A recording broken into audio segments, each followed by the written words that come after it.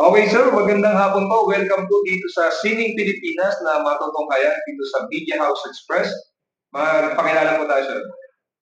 Unoy, magandang hapon po sa inyo lahat at lalo na po kay Sir Chris Lucas. Ako po si Leandro Lenny Gatapia na tubong taga Santa Cruz, Laguna. Sir, sa background natin, sa likod ninyo, nakikita natin ang mga magagandang paintings ninyo. Pwede mo kaming kwentuhan sir tungkol sa mga ito? Ang mga paintings ko pong yan ay nabuo paunti-unti at meron kanya-kanyang concept na gusto ko sanang sa pamamagitan nito ay ibahagi ko yung aking mga sariling pangunawa sa iba't ibang bagay po na nangyayari dito sa ating kapaligiran. Tulad po ng halimbawa nga po itong mga paintings na ito, tulad po nung unang yun na Enigma ang aking pong ginawang title dahil lubha pong malalim ang mga bawat ibig sabihin na mahirap ipaliwanag at pero nagbibigay po siya ng iba't ibang kahulugan sa sino mang gustong makakita sa kanya. At ito namang iba ay tungkol sa kalimitan po ang nagiging subject ko ay tungkol po sa faith, sa hope, yan sa mga temptations dito sa mundo, sa hypocrisy. Kadalasan po, ang main concept ng aking mga ginagawa ay may patungkol po sa dakilang lumikha. At ang kaugnayan nito sa atin pong mga nilalang, kung paano natin nakikita ang kanyang kahulugan sa ating pong buhay. Yun po ang kadalasan na nagiging subject ng aking pong mga paintings. Sir, kanina nabanggit mo yung word na hypocrisy o mga hypocrites. Sa tingin ko, personal kong tingin, isang matapang na pag-atake, pagtalakay sa issue ng hypocrisy. Bakit po kayo nakarating sa ganong punto ng diskusyon sa paglikha ng ibig sabihin? Nagsimula po yung pinakang topic na yan dahil po din sa aking mga nakikita sa kapaligiran kung papaano talaga ang isang mananampalataya ay totoong isinasalarawan ang kanilang pananaw, ang kanilang pagsampalataya, ang kanilang pagtitiwala sa ating pong Panginoon. Dahil ito po sa akin lamang pangunawa, marami po sa atin, sa ating kapaligiran, na kung minsan po ay taas noon nilang sinasabi na base po sa kanilang sektang na ako po ay Katoliko, ako'y naniniwala sa Diyos, ako'y naniniwala sa ganito, ganyan. Subalit kung inyo pong makikita, hindi naman po sa tinatas ko ang aking sarili o ito lang po ay base sa aking mga pananaw na nakikita natin na sinasabi nilang tulad ng isang pagiging Kristiyano, ako isang Kristiyano. Subalit kung inyo pong makikita ay malayong malayo sa pangaral nung kanilang kinikilalang Panginoon ang kanilang totoong mga ginagawa. At imbis na maging buo ang kanilang pagtitiwala, na imbis na yon ang kanilang kapitan, kadalasan, yung pa rin kanilang sariling pangunawa ang kanilang sinusunod. Parang sir, parang kanta na, banal na susanto. Yun isang pagka yun ay narinig kong kanta, ako yung napapangiti na lamang dahil totoo na naririnig natin minsan nga parang natatawalan tayo doon sa kanta. Pero kung talagang believe ako sa nag-compose noon talagang naunawaan niya, nakita niya kung ano talaga ang totoong nangyayari dito sa ating kapaligiran. Natumbok. Natumbok niya. Natumbok niya. Talagang totoo talaga. Hindi sa yung iba tinatawanan. Pero kung talagang iisipin mo, pag-aaralan mo yung kanyang kanta, yung mga lyrics noon, doon mo makikita at mauunawaan na talagang itong composer nito, akala mo rakista lamang. Akala mo basta-basta, kung minsan niya, akala mo, iisipin pa na siya'y drugista. Pero yung kanyang kaisipan ay nakahihigit doon sa kumisan sa mga matataas na opisyal pa sa ating dahil sa kanya mo nakikita ang tunay talagang nangyayari dito sa ating kapaligiran. So, patunay lang, sir, na ang pagpipinta o pagdulikha ng awit at iba pang anyong sining ay pwedeng maging kasangkapan sa ah, paghahayag at pagpapakita na nangyayari sa lipunan. Tama yung base sa aking paniniwala ko. Ako yung lubos na nagpapasalamat sa talentong ipinagkaloob sa akin ng nasa itaas. At ang isang panuntunan ko dyan, pinagkalooban tayo ng talento, hindi upang itaas ang level mo sa iba. Hindi upang ikaw ay maging popular. At hindi rin para ito ang ika nga ay gamitin mo para ikay magpakayaman o pagkan. Ang talentong ipinagkaloob sa iyo, sa aking paniniwala, ay ibinigay sa iyo upang ikaw ay gawing isang instrumento.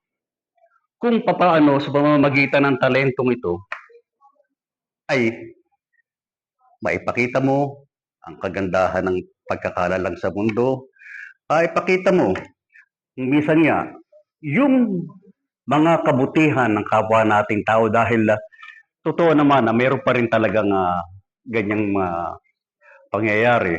At higit sa lahat, na magamit mo ito bilang pagbibigay ng papuri sa kaluwalhatian ng dakilang lumikha na nagbigay sa iyo ng talentong ito. Kaya, una nga, ang aking panuntunan dyan, binigyan ka ng ganitong talento, hindi para makipag-compete, kundi para mai-share mo to sa iba. At makita nila o ipamalas mo doon sa mga iba na nakikitaan mo rin ng ganun talento na mabigyan mo sila ng o mai-share mo yung ibang mga bagay na yung natutunan. At hindi para makipag-compete nga at maipakita mo na mas mahusay ka sa kanila. Kaya hanggang sa ngayon, ito naman para po sa aking sarili, na kinoconsider ko pa rin ang aking sarili. At yun naman ang gusto kong mangyari sa akin, na manatiling estudyante sa larangan ng ganitong sining arts. Dahil sa ganung level, nandun yung level na napipilitan kang mag-aral pa, ituloy ang iyong pananaliksik upang patuloy ang iyong maging kaalaman. At pasensya na po dahil hindi ko masyadong para sa akin lang to, yung tawag na maestro. Dahil sa lawak ng nasasakupan ng sining, para masabi kang maestro, dapat talagang expert ka sa lahat ng field na ito. Kahit pa sabihin sa isang particular na bayo o isang field lamang, hindi ako maniniwala na napag-aralan mo na lahat ang tungkol sa bagay na yun. Mas magandang manatili kang estudyante dahil magiging bukas ang kaisipan mo na matutunan ng iba't ibang bagay. Kaya yun ang hanggang sa ngayon, yun ang aking nagiging panuntunan pagdating dito po sa sining na ito. So, balikan lang natin. Kailan ka nag-umpisa sa pagpipinta? Kailan mo na-discover, nalaman na meron kang talento dito? Ang aking pagkakaroon ng passion sa arts, yan po'y talagang likas na mula sa aking pagkabata. Bata pa ako, ay talagang nakawilihan ko na ang mag-drawing, mag-ano. At maaaring hindi nyo namang inabot to dahil nung lalo na alala ko, ang hindi ko malimutan, grade 1 o grade 2 ako, uso po nun yung pamada sa mga lalaki, pangano ng buhok. At merong isang brand doon na ang brand ay Superman. Kaya yun ang unang-una kong gustong i-drawing si Superman sa pag-sketch na yan. At ang isang nakaganda pa po kasi, yung father ko po ay mahilig din sa arts. Kaya yung suporta niya sa akin na naando na nakatutok. Kaya lang, at sa mga, ayun niya, sa eskwela, elementary, kadalasan dyan, may mga pinapadrawing, mga project-project, tapos may bulletin board na isasabit doon, ay sa kabutihang palad naman po, lagi napapasabit yung ginagawa mga project-project at pagka may graduation, nandun yung aking mga laso, best in arts. Yun ang, ang naging kung bakit hindi ko na ituloy ito nung naiparsu sa college na talagang ang plano ko nung una ay kumuha ng fine arts. Pero dahil na po rin sa katatayuan namin sa buhay na hindi naman talaga kami nakakaangat noon at may nakapagbanggit pa sa akin na may kamahalan ang tuition pagka kumuha ng fine arts. Nandiyan ang bibili ka ng mga gamit, nandiyan ang kaya parang pinanghinaan ako ng loob, na-discourage ko na ituloy yung dahil noong time na yun, umaasa lang naman ako sa parents ko, nakikita ko naman na yung status ng buhay namin, kaya hindi ko na binanggit at pinagpilitan yung aking gustong kurso. Kaya nung pagka-graduate ko pa lamang ng high school,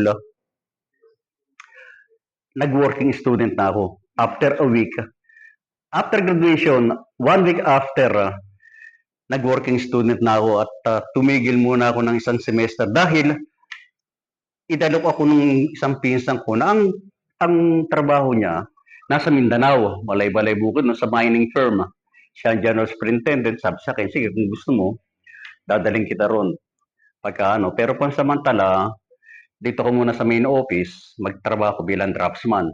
Sanayin mo sarili mo, tsaka tayo pupunta ng Mindanao at pwede kang mag-aral sa Mindanao University. Ay, wala naman ako. Gusto kong makatulong sa parents ko, gusto kong makapag-aral. So, nag-working student muna ako. Tumigil ako na isang semester noong time na yon. Ngayon, yung time na duration na yon, sa main office, nakita yung mga ginagawa ko sa drafting works na Kasi usually, yung mga final na drafting works o mga final plan, itong ginagawa sa main office. So, nakapagsabi sa akin na nakita, sabi, pwede ka na pala dito. Yung mga ganyang finals dito ko na lang. Ay, di, sige, di natuwa din naman yung pinsan ko na Kaya nung pagkakatigal ko ng isang semester na yon, second semester, tsaka ako nag-enroll sa Mapua, sa Doroteo. Pero, hindi pa rin malayo pa rin sa talagang gusto kong dahil ang palibasa nga nasa mining firm ako, ang unang course na kinuha ay mining engineering. Dahil related sa work ko dahil baka So tuloy lang nag-working pero after ng general engineering para talagang hindi ko na naman nung kapatid nung piece mag-civil engineer ka na lang dahil para at least engineering na civil daw ay di kung hindi ako makapamili ng course na tinuloy ko sige nag-civil ako sa Mapua hanggang yun doon ako nakagraduate sa pagiging civil engineer imbis na sa fine arts napunta sa engineering pero pagka may time pa rin ako yung sketch lang pa-drawing hindi ko nalilimutan nando pa rin yung aking hilig na yung passion na yun. So pagka-graduate ko, yun na-involve na ako sa mga trabaho ng engineer, civil works naging first assignment ko pa nung ginawa itong South Luzon Expressway, diyan ako unang na-assign. So hanggang sa nagkapamilya ako. So di lalong lumaki ang aking responsibilidad na dahil may pamilya na akong kinakailangan buhayin. So nung time na after ng 3 or 4 years ng local na trabaho, na akong mag-abroad dahil kabuuan na ng misis ko na ay kukulangin yung kinakailangan paghandaan ko itong So, at saka nung time na yun, medyo ano yung pag-a-abroad sa Saudi, di ba? Saudi. So, nakibagay na rin ako, apply ako hanggang sa pero yung unang punta ko ng Saudi yun, isang taon na dahil establishment ang napasukan ko at gawa nga ng tapos sa Arabo pa yung amo, di ba? Pero nung time na nandun ako, nag-observe ako pati yung mga kumpanya na. So, nung uwi ko, nung balik ako, medyo nag-local muna. Pero nung balik ko uli, nag-ano na ako, naghanap na ako ng company na maganda. Ano, hanggang sa naano ka ng French company nga na. So, ganoon nga nangyari, balik ulit ako ng Saudi, pero maganda na yung kumpanya, French company na. So, para maisingit ko lamang yung hilig ko sa arts, pagkakalabas sa office, sa gabi, lalo na no, kung nagkaroon ng anak, ang ginagawa ko noon, talagang ini-sketch yung mga anak ko, yan, mga charcoal para lamang malabanan yung homesick, oh.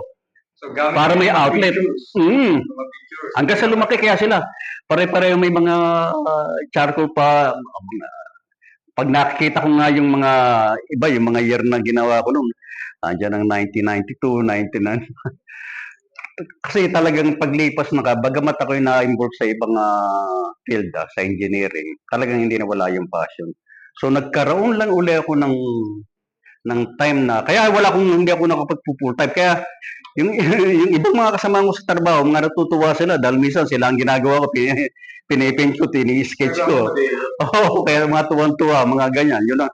Kaya ayoko naman, talagang gusto ko rin naman yung kahit pa paano nandun tuloy yung aking so nagkaroon na ako ng time o ng time para ma-resume po uli yung passion ko sa arts. Talagang nung ako yung nag-retired na nung 2017.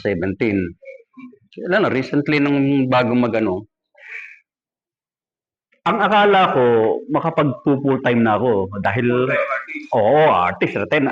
Pero wala akong plano noon na sumali sa mga event. Talagang gusto ko sarili ko lang gusto ko kasi matagal ko na nire-request yun na sa itaas na kailan niyo ako bibigyan ng time na para nawawala na nga ako ng dahil gusto ko mag full time sa pag So, nung dumating na yung retirement ko, sa bahay ako, gano'n, nagsisimula na akong, ayan, sa bahay. Pero oil na talaga ang gamit ko. Hindi ako maano sa acrylic. Simula pa lamang, oil na yung aking inumpisahan na nagsimula akong i-paint na, yung mga parents ko, palibasa wala yung father ko, nung patay na nga, nung una kong Hanggang sa, ganun nga, hanggang sa kung ano yung magustuhan kong i-paint, nagsimula nga ako nung sa pag-replika ng mga existing na paintings ng mga sikat na painters. Yan, tulad nila Rembrandt, nila Da Vinci, nila Vermeer. Parang nga maano ko yung technique na ginawa at lalo na kay Sir Fernando Amorsolo. Yan ang aking unang dahil natuwa ko sa kanyang mga lighting effect niya, yung tawagin niya ay chiaroscuro o yung kay Rembrandt na style lighting. Tapos simula ako nagbibili ng mga libro. Libro nila, yan yan, nila Van Gogh, nila binasa ko yung mga artbooks talaga sa National. Pagka pupunta ako doon, nag-iisa-isa ako ng at so anong nangyari nga natuloy na nga yung pagka nung tuloy-tuloy lang ako noon hanggang sa nung haba na sa bahay ako. Pero ang nangyari naman, nagkaroon kami ng parang maliit na pabili business, milk tea. So, yung mga anak ko, puro mga iba. Lang to kasi kailan lang naging sikat ako. Oo, kami nga nagsimula kasi hindi. Usually kasi nagsimula kami na nag-work pa ako, nag-open kami ng milk tea doon sa lugar namin. Kami nga unang nag-open ng milk tea business doon na 2015. Yan. 2013. Simula kami mag-open ng ganyan. Talaga malakas dahil kami lang walang kalaban, oo. Walang kalaban. So, di tuloy-tuloy yung business habang ako'y nasa pa rin. Actually, nung time na yun, nasa Oman ako. Kasi nag-work ako sa Saudi. Tapos nung pagkaano ko sa Oman, nung one time na sa Nigeria, nagano din ako sa Nigeria, alas 1 year sa Nigeria. Pero nagtagal ako sa Saudi tsaka sa Oman. Sa Saudi, almost 12 years doon sa Oman. Inabot ako ng mga 20 years doon sa mahigit hanggang sa retirement ko nga. So, nung tuloy ng painting ko sa bahay doon, ang main purpose ko, ganun lang. Yung masatisfy ko lang yung sarili ko na naging full-time artist na ako, basta paint lang ako ng paint. Mailabas ko lang yung talagang mula pagkabata yung aking pinaka-passion at pangarap na makapag-paint. Noon lang nagkakaroon ng katuparan. Kaya gusto kong i-consume yung lahat ng time ko dahil ito na yung binigay sa akin na pagkakataon answered prayer na Ito na nga, ayokong sayangin yung mga, so lahat study, kaya tapos tuwing umaga, gising man ng daling araw, sa YouTube, manunood ako ng mga painting lesson doon, hanapin ko ibang mga yun ang aking ininti na kaya sabi ko, gusto kong yung habang nagpe-paint ako, tuloy din yung aking pag-research saka yung para, yun nga, yung matutunan ko yung ibang mga strokes tsaka yung mga lalo na yung mag-mixing ng colors, blending naman kung paano at medyo may kahirapan yun, colors. So, medyo may unti-unti sabi ko ganun pala yun, ganun pala. Tsaka at doon ko talaga na napatunayan na hangga't hindi mo inia-act walang pag-paint ko, wala kang matutunan.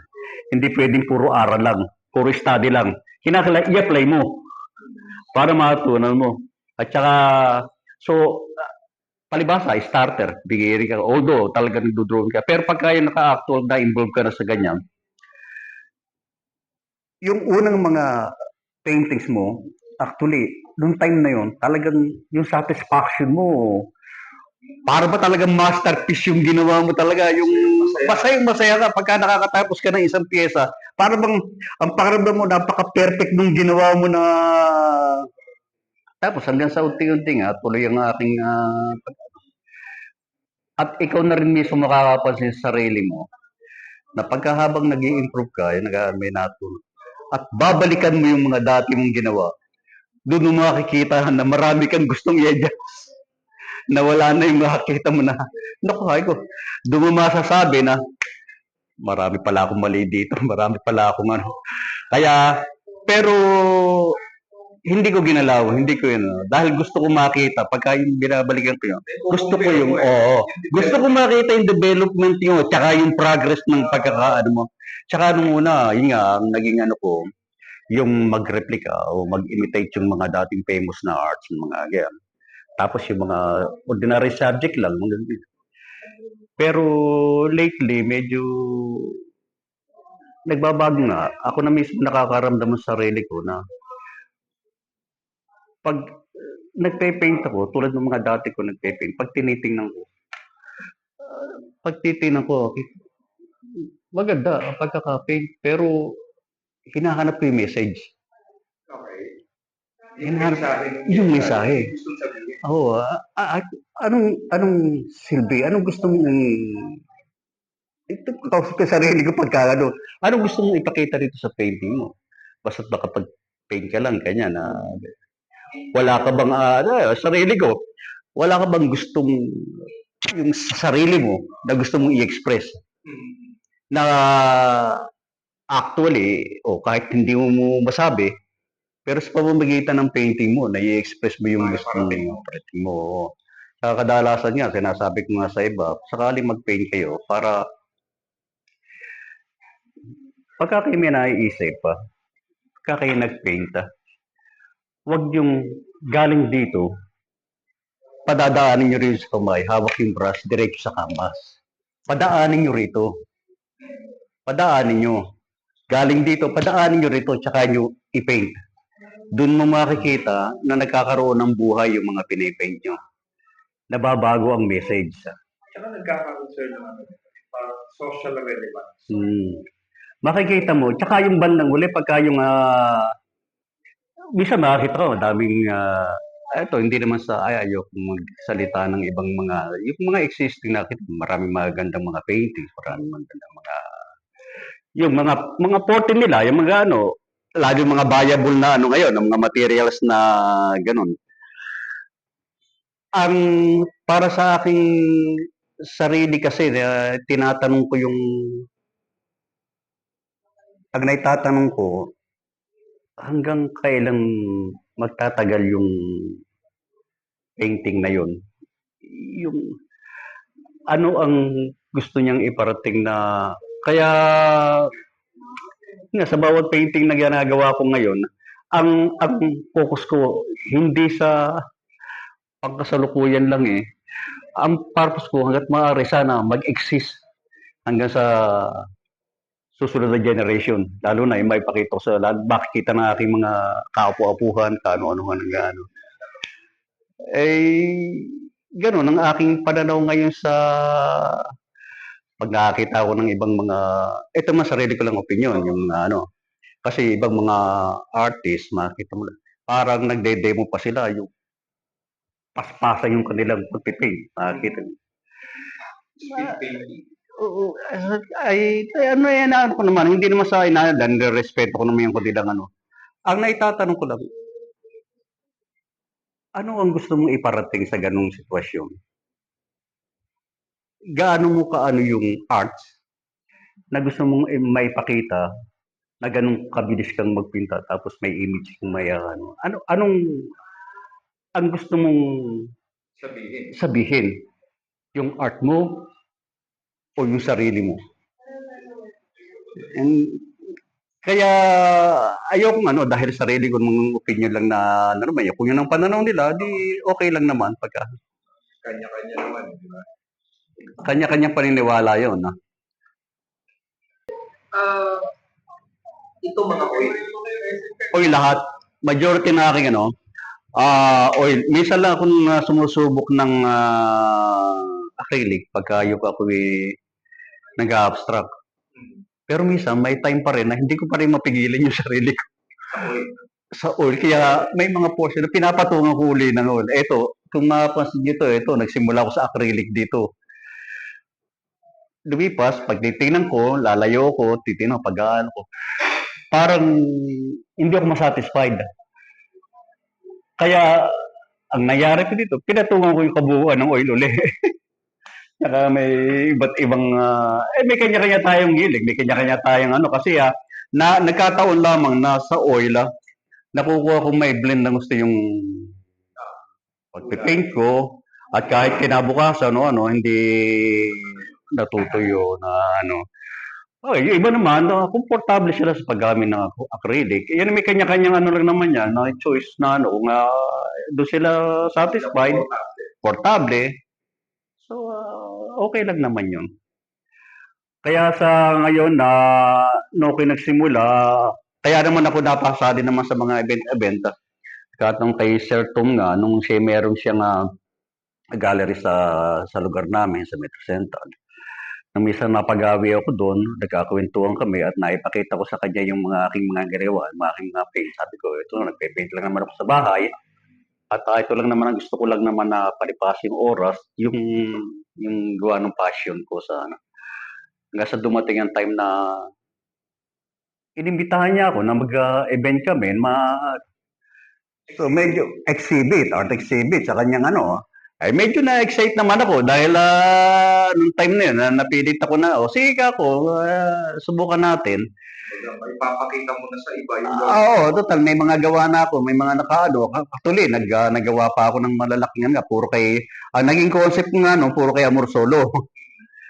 So, yun ang simula, hanggang sa nakilala ko na nga ang grupo ng UAS, at nagkasunod-sunod na nga yung mga event, kaya napapasali na ako. At nawili naman ako dahil doon ko naman natutunan o nakita kung paano ang kagandahan na mapasali ka sa ganitong mga art exhibit na kasama mo yung ibang mga artist.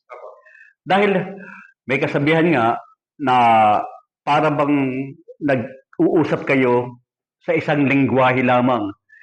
Madali kayong magkaintindihan kung ano yung gusto mong ipaliwanag. Tinginan pa lang, alam na kung ano. Dahil kung ikukwento mo sa isang ordinaryong ano lang na hindi masyadong mahilig sa arts, medyo hindi kayo masyadong magkakaintindihan. Kaya yung mga pinapaliwanag mo, pero pagkakapwa artist ang kausap mo, ay dire-diretso usapan nyo, ay malayo mararating na usapan nyo dahil nagkakaintindihan kayo. Tsaka ano, di ba? Minsan, isang termino pa lang. Isang termino pa lang, oo. alam yun eh. At saka ang isang kagandahan pati, meron din silang na-share sa iyo na natutunan mo at naibabahagi mo din naman yung alam mo, kaya lumalawak lalo yung camaraderie nyo, yung pagsasama nyo. Kaya nagiging maganda yung maganda. Kaya may papayo ko sa ibang mga baguhan din na nag-ano, na pagdating ng araw, kung may pagkakataon, sumali rin kayo sa mga event na ganyan dahil hindi lang yung exposure ng mga nagawa nyong mga paintings, kundi marami kayong mga makakasamang mga artist na malaki maitutulong sa inyo para lalong mag-boost yung kaalaman nyo sa field na ito. So diyan ano, kaya ngayon tuloy-tuloy na akong hanggang sa eto hindi na mapigilan din ang pagsali sa mga exhibit dahil masaya. Bukod sa talagang masaya lalo na nga hindi naman saya itinataas ko ang bangko ng UAS pero maganda ang naging experience ko sa pagkakasali ko dito sa UAS, the Unified Artist Society. Ay, iba ibig sabihin nun? Akala ko umangat at sumakses. Minsan nga, una, nagkakamali ako dahil minsan pag nagpapadala ako, United Artists na sabi ko.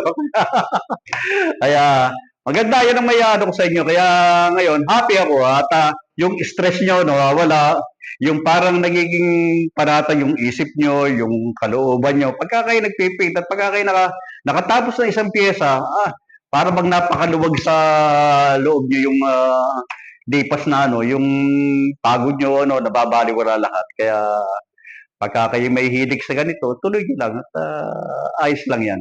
Magandang magiging kinabukasan nyo. Always happy kayo. Sir, isa sa mga tanong ko ano ang art of singing para sa inyo? Actually, talaga yung sining medyo kumbaga may kukumpara natin ng sining sa parang imaginary object na nakapagbibigay sa iyo ng kakaibang feelings Katulad ng hangin. Hindi mo makikita yan, pero pagka dumapo sa iyo, nagiginhawang ka na yan. Yung ganun din ang pananaw ko sa isang sining na pagka ikaw meron kang isang field na tulad na example sa amin sa mga paintings na ganyan. Habang ginagawa mo ay nakapagbibigay sa iyo sa mas higit yung feelings na nararamdaman mo. Katulad nga din sinasabi nila yung love, pag-ibig. Ganon din halos walang pinagkaiba yung sining Bagamat ang sining ay talagang malawak at meron siyang kanya-kanyang field, may particular kang field na talagang ma-appreciate mo ng gusto na ibang feelings yung naibibigay sa'yo. So, yung sining hindi lang ordinaryong bagay na para bang nakita mo lang o ganyan napasin mo. Yan yung mabigat ang para sa akin, may hiwagang dala ang sining. Malayo dun sir, may hiwagang dala. May meron talaga, mahiwaga talaga. Katulad nga, ito, ang isang nasasabi ko, tulad sa isang ordinaryong painting. Kaya ako nasabing mahiwaga ang sining, tulad niya, example nga yung field ng painting. Ang isang painting, maaaring nang ginawa mo yan, meron kang particular na interpretation yan sa painting na yan. Huwag mong sabihin sa iba. Hayaan mong tingnan nila. At saka mo sila kausapin kung ano ang nakikita nila. Kasi kaya ko nasabing may hiwaga ang painting nakapagbibigay siya ng iba't ibang kahulugan o interpretation ng pagkakagawa sa kanya base doon sa taong tumitingin sa kanya. Kaya kung minsan nga, kahit ikaw may gawa, magugulat ka sa minsan sasabihin ng ibang viewers na mapapao ko nga pala, sabihin mo nga, oo nga, ano. yung May pwede iba, ring, may iba kasi silang nakikita oo, na iba silang nagagawa. nakikita. Kaya, hayaan na natin, kaya nasabi ko na, yung sining ay may sariling buhay yan. Kaya niyang ipaliwanag o kaya niyang ipakita yung kanyang sarili sa iba't ibang kaanyuan base doon sa iba't ibang tumitingin sa kanya na na nakapagbibigay ng kasiyahan doon sa tao na nakamasig sa kanya. Kaya yung artist, bagamat siya ang ika nga ay nagpaint, hindi nalilimitahan ng sarili niyang opinyon o interpretasyon yung kanyang nilikhang obra. Yun ang hiwaga ng painting para sa akin at hiwaga mismo ng kabuuan ng sining. Ang purpose ng sining para sa akin ay hindi lang yung kagandahan ng pagkaka-paint. Para sa akin, higit na importante ang naidudulot ng sining sa isang tao sa pamamagitan ng ibinibigay niyang kapayapaan ng kaisipan at ng kalooban, lalo na ang kasiyahang binibigay nito sa taong ito. Yan ang para sa akin ang arts. Ibang klase yung ligayang binibigay nito kumpara sa ibang mga ordinaryong chatting, katuwang kayo, lokohan, ganun. Ang sining nag-iiwan ng kakaibang damdamin na nananatili sa puso ng isang tao. Yan ang para sa akin ang kaibahan at ang hiwaga ng sining. Sir, sa kabilang bahagi, nakikita ko rin ilang mga abstract works mo.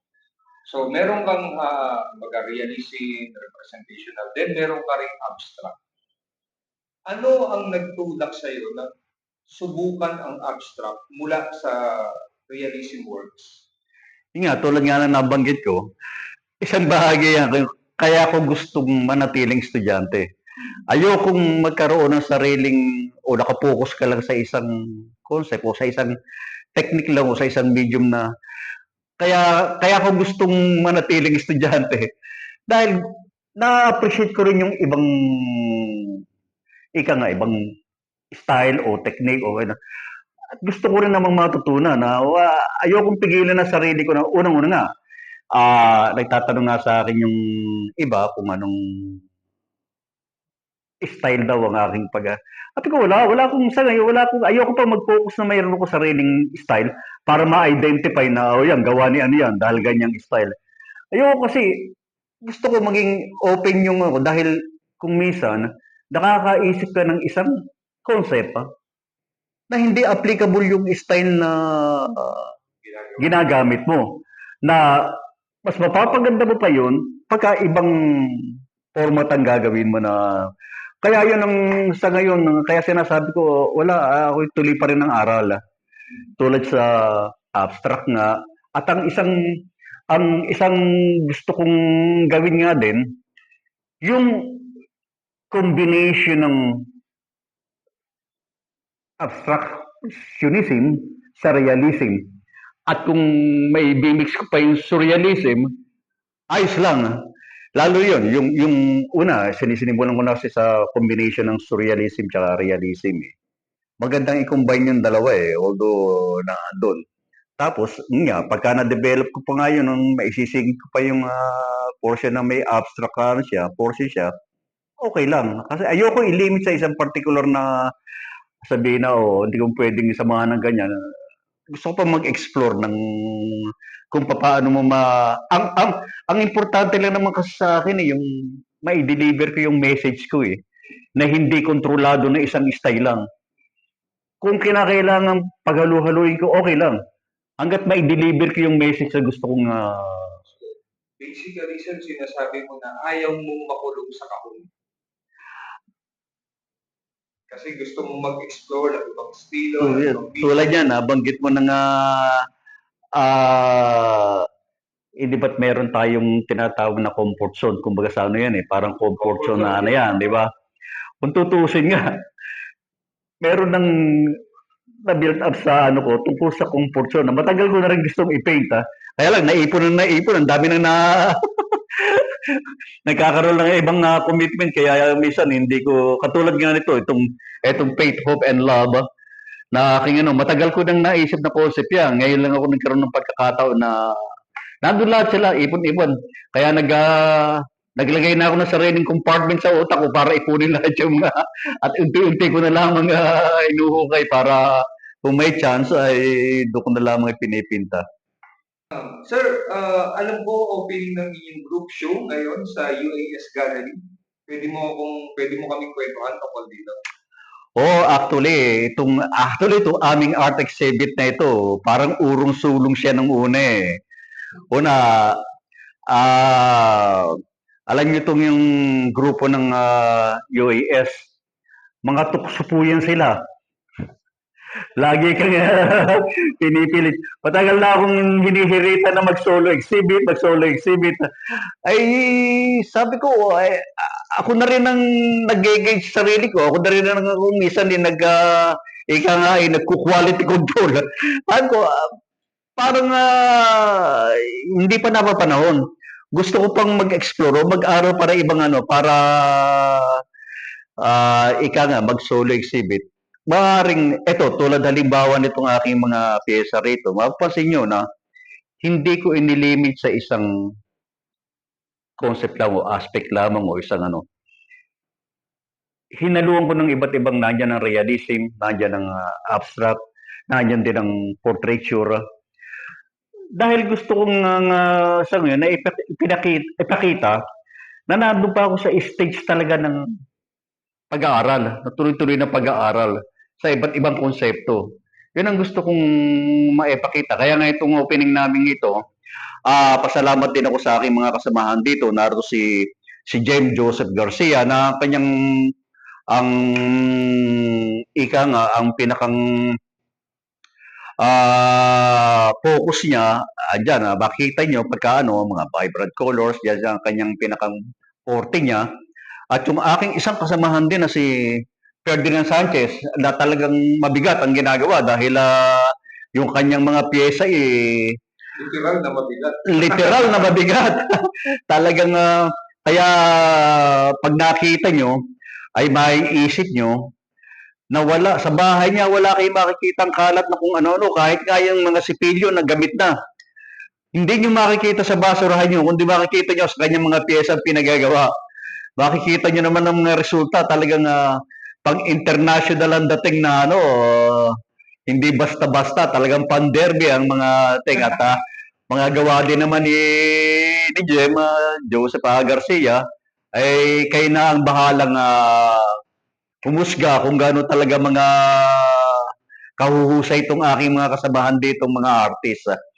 Kaya sana ay magkaroon din kayo ng pagka matagal-tagal pa naman itong aming exhibit na ito, ang katapusan, kung sakali mang hindi kayo makarating ngayong opening, ay sa ibang araw, pasyalan nyo at pwedeng dumalaw anytime hanggang sa lagi namang open dito sa UAS Gallery na kasamahan din itong lampos na pwede kayong magkape-kape na habang kayo nagpapaikot-ikot at binibistahan itong aming mga gawa. Kaya iniimbitahan namin kayo dito. Pumasyal kayo at talagang mapapansin nyo rin na kung paano namin na sana naman ay ma-deliver namin sa inyo, may bahagi namin sa inyo at nakapagdulot kami ng saya sa inyo at kapanatagan ng kalooban habang pinagmamasdan nyo itong mga paintings na ito at sana lalong lumaki o lumawak ang inyong appreciation pagdating po sa arts. Ito yung parte ng programa na tinatawag kong WOW, Words of Wisdom. Hihingan lang kita ng payo or advice or anything na gusto mong sabihin sa ating mga mananalig. Go ahead, sir. Ito lang ang para sa akin na gusto kong i-share sa mga, lalo na sa mga baguhang artist. Ang unang-una kong kasing naging pananaw dyan, na yung talentong ipinagkaloob nga sa atin, na tulad nga na nabanggit ko kanina, pinagkaloob sa'yo, hindi para maiangat mo yung sarili mo sa iba. Hindi para gamitin mo to para ikay maging popular o kung ano man na ano. Kapag ka ikay may passion of arts, Ah, ito yung ipinagkaloob sa'yo para ikaw ay maging isang instrumento. Para sa pamamagitan ng talentong ito ay maipalaganap mo nga yung tungkol sa arts. Sa pamamagitan ng arts, mailarawan mo yung nakikita mong ganda sa kapaligiran mo, pagbibigay puri nga sa itaas, at nabanggit ko nga na hindi para nga makipag-compete ka ng gusto sa iba at maipakita mong mas mahusay ka. Hindi, ang pananaw ko dyan, ayun nga, ay yung parang mai-share mo nga sa iba, lalo dun sa mga baguhan, na lalo silang ma-motivate na mahilig sa arts. At saka bilang payo sa pansarili kong karanasan, yun nga, sa tuwing ako'y nagpe-paint nga, lalo't kahit pa commission, no, mga commission painting yan o may nagpagawa sa iyo ng ano, once na nag-start akong mag-paint, yan ay in between the two of us na lang yung canvas tsaka ako, kami na lang dalawa ang nag-uusap noon. Hindi ako masyadong concerned kung yun may impress ko yung iba o kung hindi yun. Limitado lang yung focus ko doon sa ginagawa ko hanggang sa dumating sa punto na satisfied na ako at saka yung alam mo na yung canvas para sa akin kasi may sarili kanina, kinakausap ka rin niya, naghahatid din ng message siya, makikita mo biglang may lilitaw na nabubuong image dun sa canvas na parang kinakausap ka, na parang pinaparating sa'yo na yun ang gusto niyang mangyari. Kaya pagka napag mo yun, ah, bigyan mo ng pagpapahalaga, hindi lang yung talent mo, kundi yung kung papaano mo maipakita sa iba yung ganda ng sining sa pamamagitan ng mga kine-create mong mga piyesa. Bigyan mo siya ng ika nga sarili niyang katauhan ang sining. Hindi lang yung ikaw ang nagde-dictate sa sining dahil kung tutuusin, mas unang nilikha sa iyo ang sining kaysa sa iyo. Unang na kaya ikaw ay kumbaga ikaw ay merong ginagawa, yan ay bahagi lang na itinuturo sa iyo noong mga nagdaang panahon para mailarawan mo kung ano. Yun ay karagdagang talento mo, karagdagang improvement do sa talent na ibinigay sa iyo. At saka ang isang may papayo ko nga, tulad nga ng nabanggit sa inyo kanina, Sir Lucas, Sir Chris,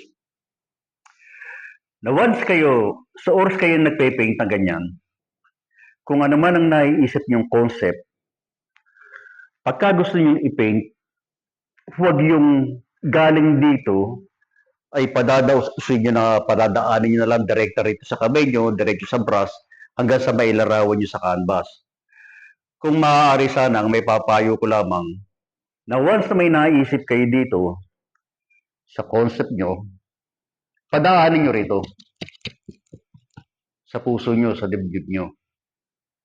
Bago nyo paagusin dito sa kamay nyo, hanggang sa makarating sa canvas. At maniwala kayo, mapapansin nyo na ang bawat pesang gagawin nyo ay magkakaroon ng buhay. Kumpara doon sa direktang dumaan lang sa kamay nyo at hindi na dumaan sa puso nyo. At lalo kayong matutuwa sa magiging resulta ng bawat painting na ginagawa nyo. Yun lang at mahalin nyo ang sining dahil hindi lang ito isang bagay na pangkaraniwan na pagkatapos yung matapos ay nandiyan na yan. Hindi. Ang sining ay isang hiwaga din yan na isang imaginaring bagay na mag-iiwan sa inyo na once na kayo ay talagang na-involve dito, mag-iiwan sa inyo ng kapanatagan ng kalooban at ng kaisipan at maging sa inyong kaluluwa ay mapapanatag ang bawat sandali nyo na labis nyong ikatutuwa. Yan ang sining para sa akin. Salamat po. Maraming salamat. Naku, maraming salamat po sa Chris. Sa pagkakataon ito na ibinigay nyo sa akin na sana kahit sa konting oras at panahon na yon, mas lalo ko sanang ikatutuwa kung ako ay merong na-share do sa mga nakapakinig sa atin. At I'm sure. Maganda yung inyong mga sinabi. Salamat at kayo ang programa nyo ay naandyan para matulungan yung ibang mga existing artist, lalong-lalo na yung mga baguhan. Dahil sa mga baguhang artist, katulad ko din ng araw, na kapag ako'y nakakapakinig ng isang bagay na ganito, ay talagang nakakabuso ng moral. Lalo akong talagang namomotivate na pagpatuloy yung passion ko sa arts. Kaya maraming salamat at nabigyan niyo ako ng pagkakataon na maging bahagi na inyong programa. Salamat po at pagpalain nawa tayo ng buong may kapala. Ayos, thank